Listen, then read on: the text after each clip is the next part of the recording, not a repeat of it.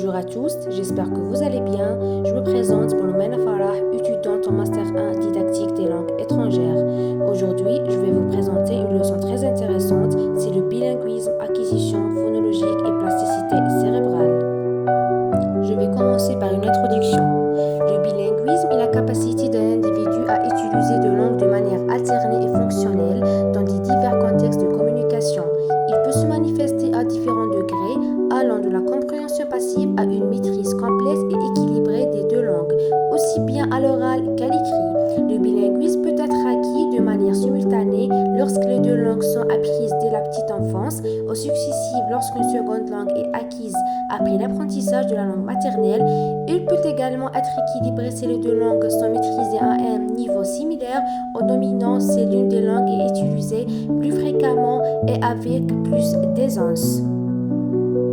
Maintenant, on va passer à l'acquisition phonologique et la plasticité cérébrale.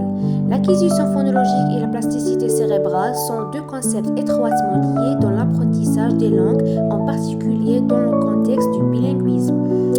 Premièrement, l'acquisition phonologique. L'acquisition phonologique désigne le processus par lequel un individu apprend à percevoir, produire et distinguer les sons d'une langue.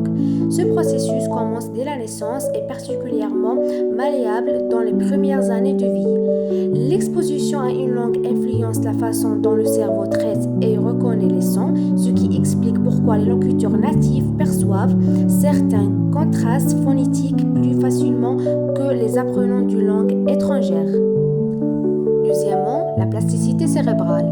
La plasticité cérébrale désigne la capacité du cerveau à se modifier, à s'adapter en réponse aux expériences et à l'apprentissage. Elle est particulièrement élevée dans l'enfance, ce qui facilite l'apprentissage des langues et l'adaptation au système phonologique varié. En résumé, la plasticité cérébrale joue un rôle fondamental dans l'acquisition phonologique, facilitant l'apprentissage et la maîtrise des sons des langues. Plus l'exposition est précoce, plus l'acquisition phonologique est efficace, mais le cerveau conserve une certaine capacité d'adaptation tout au long de la vie. Merci pour votre attention.